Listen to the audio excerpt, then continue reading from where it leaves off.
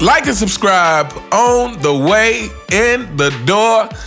My people, I hope you all are having a truly fantastic day today.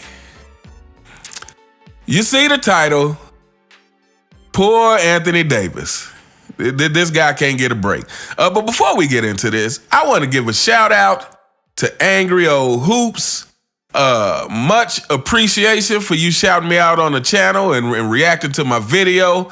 I actually left a comment on the video, but I think it's probably got buried in the many comments that were already on the video. But yeah, definitely appreciate it. Definitely a fan, and definitely would be up for doing some collaborations in the future.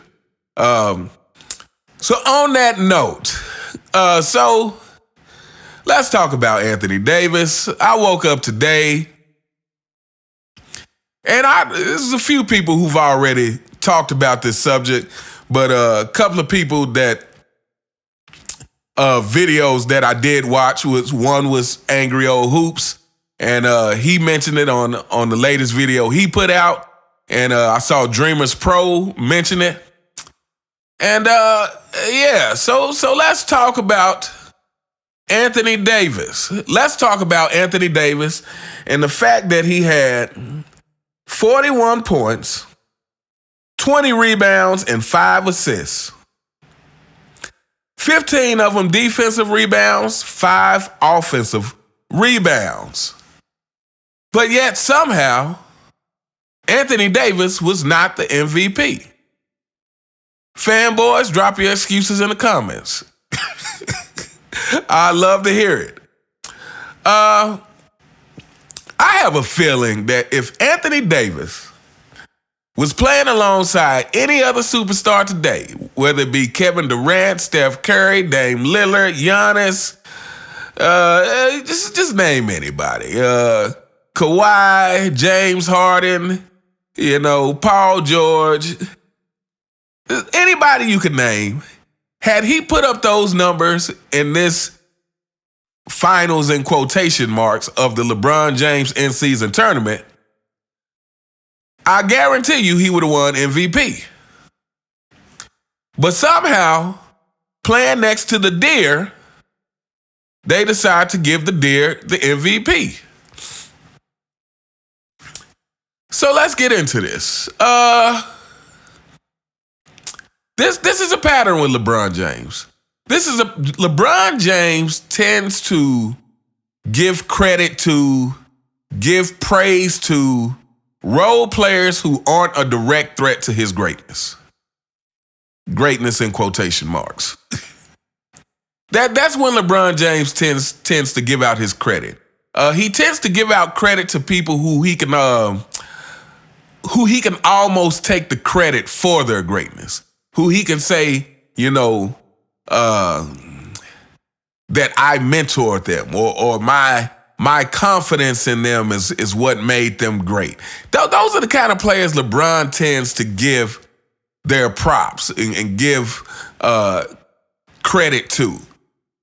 It's never to the all-stars or superstars he's played with.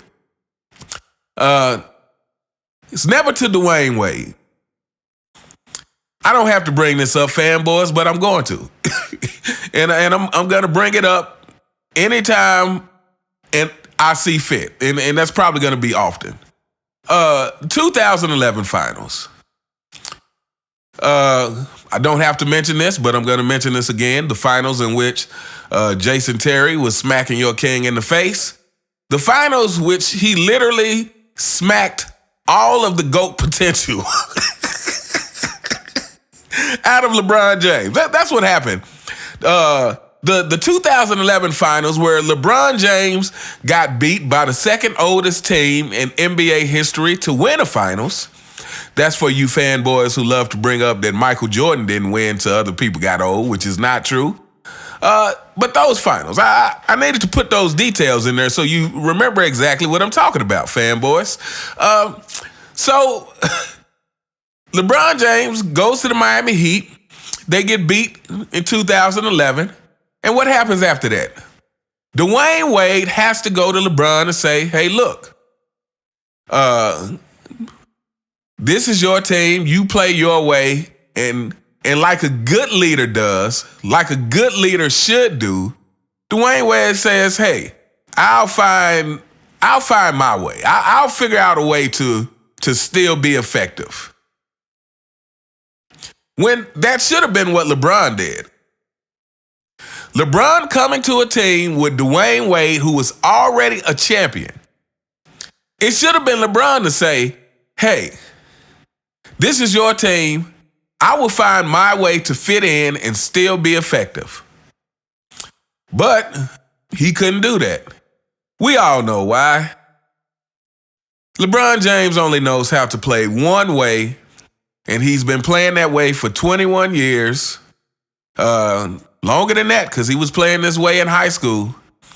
Nothing has changed. No growth.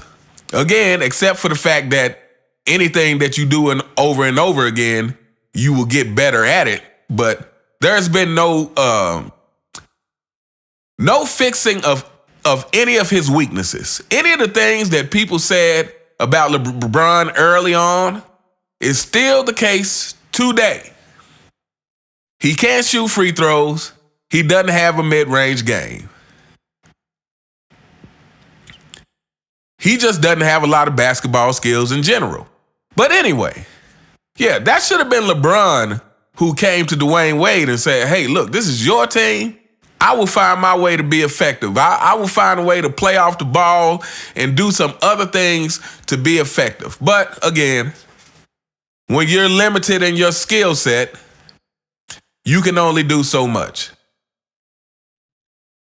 And then we go to Cleveland, the 2016 finals. You know, that one right there made me the greatest of all time. Even though Kyrie was just as impactful as I was, I'll take all the credit for that. Thank you. I appreciate it. 2016 finals. You know, and more times than not, we often hear about the big shot that Kyrie made, but Kyrie actually played great. Kyrie played just as great as LeBron James. No Kyrie, no championship. But how often do we hear LeBron James say, "Hey, that 2016 finals, man, I couldn't have did that without Kyrie. Stop giving me all the credit. I couldn't have did that without Kyrie." You know, kind of like Jordan said, you can't mention me without mentioning Scottie Pippen. That's called giving your teammates credit. Even though Jordan gives Pippen more credit than Pippen actually, I don't want to say he's worthy of, but in comparison to the teammates that LeBron James has had, LeBron James has had other superstars that has played equally as well as he did in these series. Michael Jordan never had that.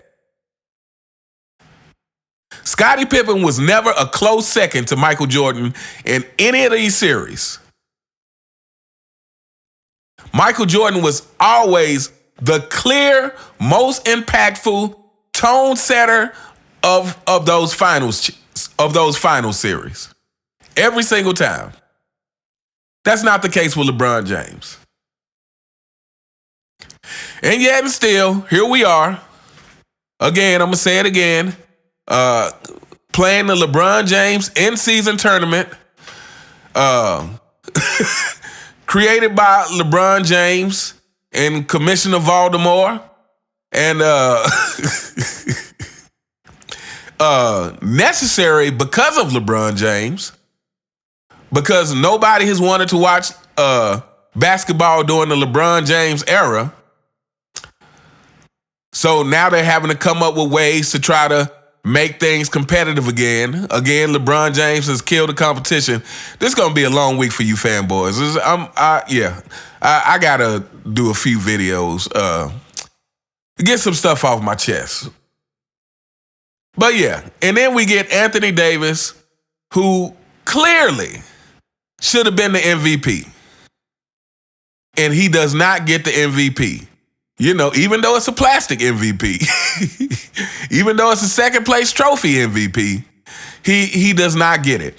And then you wake up today. I'm sure all of you, just like myself, wake up and on social media, all the ridiculous fanboys in total desperation mode talking about, oh, LeBron James has 5 championships now and another MVP. Fanboys, it's no hope for you guys. There is no hope for you guys. I really wanted to believe that, that through some laughter, yeah, I'm laughing at you. I'm sorry, I'm not laughing with you. But, through some laughter and some good old common sense that you would see the error of your ways. But I realize, again, your identity is tied up into defending LeBron, so there's no hope for you guys. So my only hope is that the younger generation, through watching channels like myself, through watching sports and fitness rants, Too Raw for Sports, Angry Old Hoops, Dreamers Pro, Uncut Hoops, that the younger generation may gain some insight, may gain the knowledge that, hey, the prize is only as great as the journey. Whatever it is you're chasing in life, the greater the journey, the more meaningful it will be. This is the lesson for the younger generation who watch my videos. I appreciate you guys, and but yeah, this is the lesson. The more you have to work, the greater and more meaningful the prize, whatever it is that you're going after, will be. And not only that, your work will speak for itself. When you become great, you will never have to say it. Everyone will say it for you.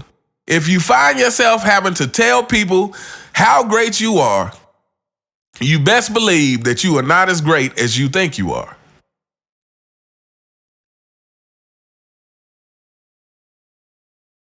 Anyway, we are going to hold up here. Like I said, poor Anthony Davis. 41 points, 20 rebounds, 5 assists, and no plastic MVP to show for it. Hey, fanboys, I before we get out here, I got an idea for you guys. Since you guys are so desperate to cling on to anything that you can use to try to prop up your fake king.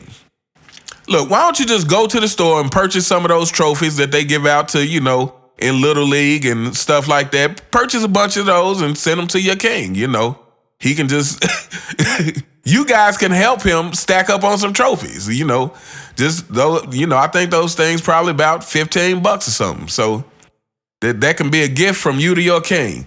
But anyway, let me know what you guys think in the comments. Do you think that Anthony Davis should have won that MVP? Again, Anthony Davis played his heart out. Why? For what reason? I don't know. Again, LeBron probably was like, "Hey, Anthony Davis, you help me win this second place trophy, and I'll give you the money that I win. You can have my money." Who knows why he was so locked in for this game? But you can see it in his eyes. It would be nice if players were locked in like that for every game of the season. If you're a competitor, you should want to win. That just should be second nature. I want to win, and I want to win badly every game. But anyway, do you guys think Anthony Davis should have won that MVP? Or do you think the deer rightfully took it home? Let me know what you guys think in the comments. You all have a fantastic day, and I will see you next time. All right.